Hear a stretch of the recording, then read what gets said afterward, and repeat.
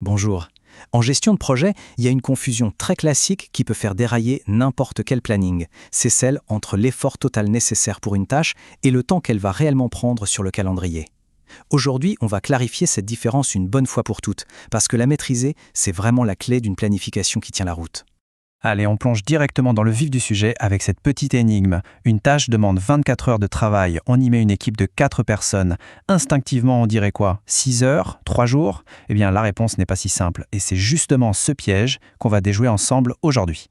Pour résoudre ce casse-tête, il faut d'abord comprendre deux concepts absolument clés. La charge de travail et la durée.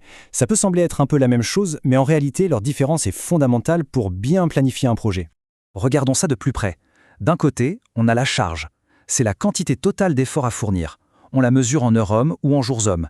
Et le point le plus important, c'est que cette valeur est fixe. De l'autre côté, on a la durée. Ça, c'est le temps qui s'écoule sur le calendrier, mesuré en jours ou en semaines.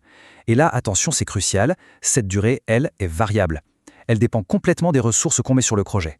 Pour bien comprendre la charge, on peut imaginer un grand réservoir qu'il faut remplir. La taille de ce réservoir, le volume total de travail à fournir, eh bien ça, c'est la charge. Que ce soit une personne ou 10 qui s'y attellent, le volume total, lui, ne change pas. Maintenant, la durée. C'est tout simple, c'est le temps qui s'écoule sur l'horloge du début à la fin de la tâche. Si la charge est le volume du réservoir, la durée, c'est le temps qu'on met à le remplir. Et évidemment, plus on a de robinets, c'est-à-dire de personnes qui travaillent, plus ce temps diminue. C'est logique. Bon, la théorie c'est bien, mais rien ne vaut la pratique pour que ça rentre. Le meilleur moyen de bien comprendre, c'est de faire l'exercice ensemble, comme si on était devant un tableau blanc. On va prendre un cas concret, la création d'une charte publicitaire. Alors, voici les données du problème. La mission, c'est de créer cette fameuse charte. L'estimation de l'effort total est de 24 heures de travail, ça c'est notre charge, et l'équipe disponible est composée de 4 personnes. L'objectif, c'est de trouver la durée. Pour commencer, simplifions un peu les choses. Imaginons qu'une seule personne est assignée à cette tâche. Les 24 heures de travail reposent entièrement sur elle. Dans ce cas, quelle serait la durée? La réponse, c'est 3 jours. Le calcul est simple. On a 24 heures de travail qu'on divise par une journée de travail standard de 8 heures et ça nous donne bien 3 jours sur le calendrier. Et voilà. Ce résultat, 3 jours de travail pour une personne, c'est la définition même de la charge exprimée en jours-hommes. Notre tâche a donc une charge de 24 heures hommes, ou, ce qui revient exactement au même, de 3 jours hommes. Et ça, c'est une valeur qui ne bouge pas. Ok, maintenant revenons à notre équipe de 4 personnes.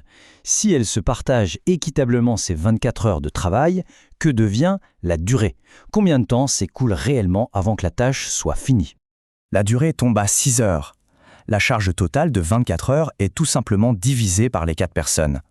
Puisqu'elles travaillent en parallèle, la tâche est terminée en seulement 6 heures, soit même pas une journée complète.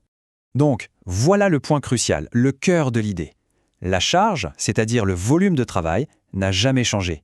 C'était 24 heures du début à la fin. En revanche, la durée, elle, a radicalement changé.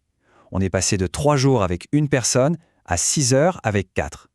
La charge est fixe, la durée est flexible. C'est tout le secret. Allez, on va un peu plus loin. Comprendre cette distinction, ça nous ouvre la porte à un autre concept super puissant en planification, la capacité de travail. C'est, en quelque sorte, la puissance de feu totale de l'équipe. Du coup, posons-nous cette question. Sur une période de 3 jours, quelle est la capacité de travail totale de notre équipe de 4 personnes? Quelle est sa véritable force de frappe? Le calcul est vraiment parlant. On prend nos 4 personnes, on les fait travailler pendant 3 jours. 4 personnes multipliées par 3 jours, ça nous donne une capacité de travail disponible de 12 jours hommes. C'est énorme. Notre tâche ne nécessite que 3 jours hommes, mais sur la même période, notre équipe peut en fournir 12. Et le point clé est là. Ces 12 jours hommes ne sont pas une durée, c'est une capacité de travail disponible. Ce n'est pas le temps qu'on va y passer, mais une mesure du potentiel de l'équipe sur cette période.